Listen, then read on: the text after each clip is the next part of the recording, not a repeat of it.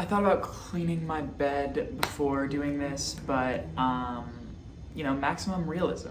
So I've been filming this video over the course of the last week or so, basically based on this conversation that's been rattling around my head about art and promotion and doing stuff for yourself versus doing something for a potential career, or what a career means in the context of a globalized capitalist society, but primarily a United States capitalist society, because I live here. This video starts like a week and a half ago when I was skating around trying to create basically a sequel to what I was hoping would become a series called Make Shit Do Shit, which is like this concept that I created an Instagram video on, and I actually uploaded it to YouTube. It's in a vertical format. I can link it in like a card or whatever. And I really like the concept. I really like the concept of doing these like series, and I like the concept of having a continuous and like consistent YouTube channel and like content stream that people can kind of like view me and my life and like have a lens through which to understand me, especially in the context of like a global pandemic where I haven't really been able to see people. But I always seem to like flop on these things, like they never go through. I recognize that part of that is like a personality problem that I probably just need to like, I don't know, be strong or whatever an adult would say.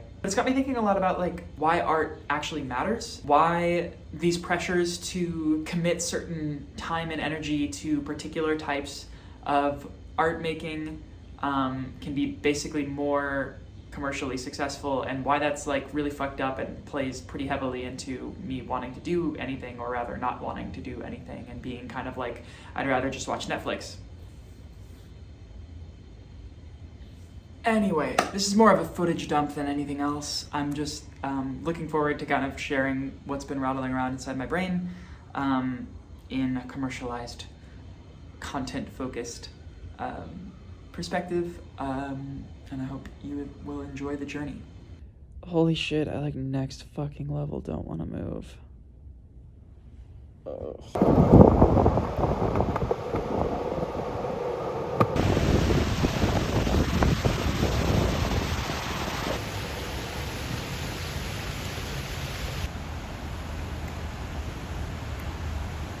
We talked last time about this concept of make shit do shit. I realized this is probably more of like a YouTube type thing, even though Instagram is the platform I have the most followers. I don't know, SEO and all that bullshit makes me feel fucking sick. Part of the reason why I didn't do more than one after the initial post is because I started feeling like trash almost immediately. I woke up the next day after making that first one and I filmed some footage. I was like, hell yeah, next round, let's go. And then I was like, oh my God, I have to put this together. I have to hope that people watch it.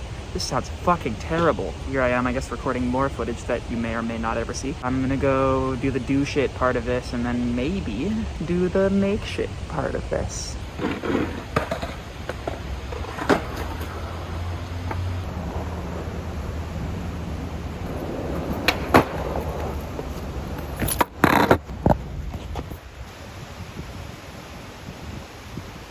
I really, really like this mirror wall, but I just like have absolutely no idea how to effectively use it in a story. Whatever. So there is a large part of me that every time I try to do this, it just like gets in my brain and says like, why the fuck does anyone want to see videos of you skateboarding around Los Angeles and then maybe talking about like one art thing you did? But that's entirely the wrong question, isn't it? Should be, why does it take me doing something that I think other people will want to watch in order for me to get out of my fucking bed? Target acquired. And like, there's definitely a larger conversation to be had around this, about like how social media was once this amazing platform where you could get your content that you really cared about and that you were really passionate about in front of lots of people, and like they would care. I'm gonna get kicked out of this, but that's cool. And about how now, in order for anything to get watched or cared for by anyone, it has to be an incredibly visual context format of art, because like auditory content platforms are not particularly viable to like do all the hosting and stuff without like some sort of advertising. Spotify is doing like their best, SoundCloud is doing their best to like push stuff out to different listeners, but in general we're all kind of pigeonholed into like what we enjoy, so it's really hard to break out of that, except those tastemakers that are like actively out seeking new stuff. And so like there's a part of me that's like, oh well, why don't I just create more Ableton shit and just like post it? And it's because like I'm really worried that, oh my God, this is incredibly comfortable. It's because I'm incredibly worried that like people won't fucking pay attention. And so I'm like, okay, I'd rather like go film myself skating around, make this visual version of myself that I don't care nearly as much about, but my friends and fans or whatever the fuck, people that give a shit about me on the internet will care more about this than they will about like the tunes. Part of that maybe is like a feedback problem, right? There's no way for you to comment on like a Spotify song and tell me like, oh my God, I listen to this every morning. It's really impacted my life. And so like all you see is these numbers, these metrics of like 20,000 streams, 10,000 streams, 1,000 streams, 5 streams. And then across, like you have to manage expectations across multiple platforms. So like for me, for example, I have like barely any SoundCloud followers because I thought that SoundCloud was like wow when I was in middle school, which and so now I'm paying the price for it because a lot of people, while they were building their SoundCloud followings in congruence with their Spotify followings, I basically forsaken. I just decided not to promote anything on SoundCloud, or not even promote, but like post on SoundCloud. And so now I'll post a song on Spotify, and if I do everything right, it'll get like 20,000 streams, and that's fucking amazing. And if I post that same thing and do those same things on SoundCloud, it'll get like 200 max, but it's usually more like 20. It makes me not want to make music, which, whoa, that's super fucked up. And again, yeah, there's like probably a conversation about how this, you know, this is a me thing. Not every person is like this. Not every person needs this sort of like encouragement to keep going. But I just watched this video on like why there are not very many women producers, and just basically women doing anything in the music industry other than being like a singer / sex object. And this video essay was really, really fucking well done. And it talked about how like a lot of women basically have to get over very quickly like, needing positive feedback because they don't ever get it. They get negging, they get comments about the way they look, they get all these things that are completely unassociated with their art, and they never get any like positive feedback. So they just have to make it because they love it. And here I am, I don't even have to fucking deal with that. I'm non-binary, but like everyone sees me as a fucking man anyway. And so it's like people still perceive me as knowledgeable and as though like I should know what I'm talking about. So I don't even get any of those bad things. And yet I still can't justify going out and making content unless it's something that is going to yield some sort of success portal or whatever the fuck. This is getting incredibly long. This is like 4 minutes of just one talking headshot, and I have no idea who it's for. It's probably for me.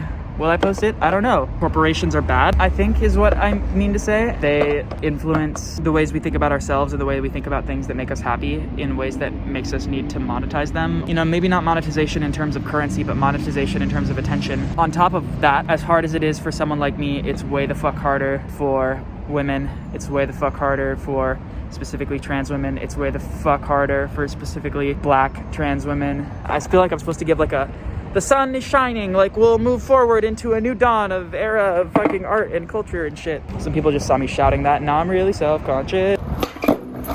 Anyway, I think I'm gonna go home. Or maybe not, I don't know, the sun's still out. Why would I go home? I should skate around. I have to live in my body because no one else can.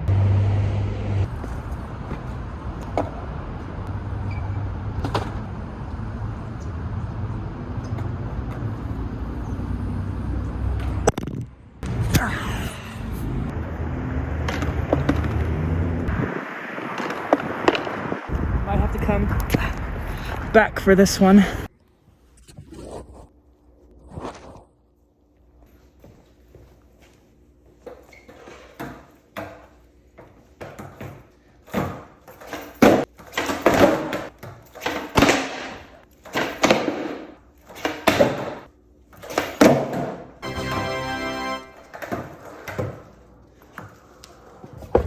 I have come to the conclusion that it's a ridiculously futile exercise to try and promote yourself on social media platforms. Instagram, Facebook, Twitter, all these places are businesses. Furthermore, they're businesses that offer their services for free. I fully recognize I'm not some like prophet for saying like, you're the product. Like, I'm not the first person who has been like, oh my God, like free things come with the price of selling your information. Like fucking duh, like we've heard this before. But I think one of the reasons why I'm finding this so incredibly fucked up is that growth on platforms like this, if you're not super fucking hot, if you're not super fucking conventionally attractive, generally white, tends to almost exclusively be from pretty heavy monetary pushes in advertising. This isn't a particularly scientific experiment, but I've been considering running actual advertisements on my music. I think as fucked up as it is, it might lead me to a happier place with regards to releasing music. Hi, it's me again. I'm back from the kind of future.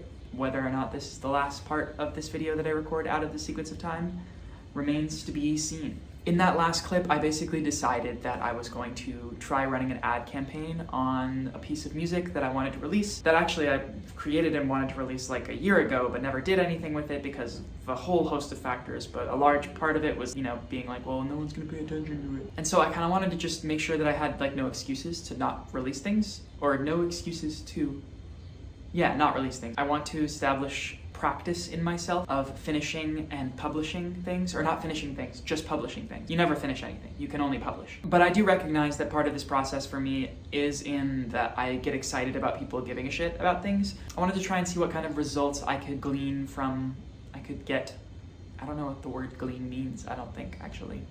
Not at least in like a dictionary context. I know that it means like pull from, like glean, like soak from. Or at least that's what my brain is telling me that it means right now. But yeah, I'm really fucking hyped on the song. I think it's one of the better things I've ever worked on. I love that it's a remix of my roommate's song, which is also really good. It's just this cool collaborative effort that feels really authentic and powerful. And I was like, okay, I'm gonna make some ads, which are basically just pieces of creative that you choose to pay to put them in front of other people. So they are still this like artistic process, and you're like making more art content. It just so happens that the goal is a little more insidious, not even insidious, but just kind of like cynical. Like, I know that I'm creating something that is for the purpose of generating traffic. I mean, that said, like, I'm actually pretty proud of the pieces of creative we made between Gavin and I. I think they're like these really pretty, weird, not so careful, but not so carefree pieces of visual content, audio visual content. Technically, it has the piece of the song in it to get people to pay attention and want to do for it. Anyway, these things all launch tonight. I'm really excited because I'm gonna have these ads run for 7 days. I'm trying out Tone Den's whole thing and seeing if that's successful in any respect. And I guess I just kind of want to prove that there is like a monetary aspect. This is kind of old news. Like, of course we know that in the capitalist society, money can just buy things, including attention. I'm just kind of curious about like what that process looks like for an independent musician, because I feel like a lot of independent musicians are always talking about, yeah, hustle, like you got all these tools, but like no one ever talks about the multi-million-dollar ad campaigns that labels run for their artists to get their music in front of absolutely the fucking everyone. So yeah, I don't know, I'm curious to see how it impacts my understanding of releasing music. I also hope that it inspires, maybe not to, you know, have something as consistent or whatever as make shit do shit, but, or not even consistent, what do I mean? I don't want to do this thing where I like have to become Casey Neistat in order to promote the work that I actually want to do, which is my music. But I do want to establish a culture in myself that feels like I can authentically just talk to you guys, being whoever is on the other end of this one person, one-way FaceTime call. This is like a really interesting opportunity that people who live in the 21st century, specifically the 2020s, have. We can kind of talk to ourselves in the future. We can talk to so many people at once. It's fairly performative, but in this kind of timeless, archival way that I really, really like. And I don't need to be cynical about the fact that I actually really enjoy this platform and I enjoy making content for this platform. Just, I don't want it to be about like this end means to like the end of not having a job or whatever. I actually love my job, so I don't know what the fuck like my brain is telling me like, oh, it's best to like not work, as if having a YouTube channel and making fucking music all the time isn't work. It's super hard. That's the reason why it's so hard for me to do these things. Anyway, yeah, this is probably another pretty long section that well, will only get better at paring down after making lots of them. So I want to show you guys the pieces of creative I made. There's one with me trying to be as feminine and cute as possible, because I know that hella people on the internet are gonna use he, him pronouns for me, and that's gonna be uncomfortable. So I wanted to make sure I felt as pretty as fucking possible in this piece of creative. So that's that one. And then there's another one where Gavin just effortlessly looks as pretty as possible. So, and he's like a really pretty person and made some really pretty music that I turned into some other pretty music, and I'm pretty excited about it. So here's those two pieces of video.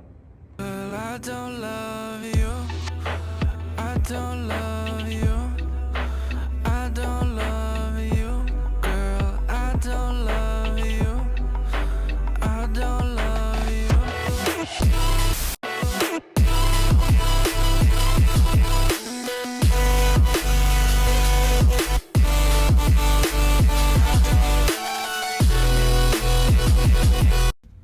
I just had a thought. I'm recording on my computer because my phone is currently transferring the files that I just recorded onto the computer, and I can't use the camera while it's transferring the files. I think I might just not be excited about Spotify as a platform in regards to the way that it kind of encourages music as a resource. Like when I listen to music on Spotify, I'm listening to it in the same way that I eat rice to like stay alive. Whereas with SoundCloud, I'm listening to it the way that a lot of people do, like food tourism, sushi or whatever. It's like this like thing that you like close your eyes and you really think about the flavor. When you're on SoundCloud, you're actively listening for like new people and like you're trying to learn more and you're like celebrating the art of it all. Whereas on Spotify, you're just listening to something that you know will make you feel a certain way because you already saved it. Music discovery on Spotify doesn't feel as amazing because there's no comments. You don't get to see this person's personality and profile or whatever as much. Obviously, they're doing a lot of great work to make that less the case. Something I was thinking about, I think I just feel a lot of regret for the way that I kind of shunned and was anti-SoundCloud promotion and SoundCloud uploading for such a long time. Comments and likes and reposts and personality was all there from the very beginning. So I guess I'm sorry, SoundCloud. You're still a business that has to make money, and you charge me a lot of money every year to use you, but still. Side note, still from the floor, this video is going to be incredibly weird and long. I'm just thinking about how much footage I recorded talking about my feelings about the current state of the music industry, but I'm really hoping that it comes across like PC music, like, oh look, we're doing it from our rooms where there's fucking hand lotion on the nightstand and like medications that you need to take every day and a Rubik's Cube and a small figurine of fucking Master Chief and some Brute just because my friends got it for me for my birthday. I don't know if it's gonna be interesting or just really weird, but either way, it will be an archive of my experience as a human being.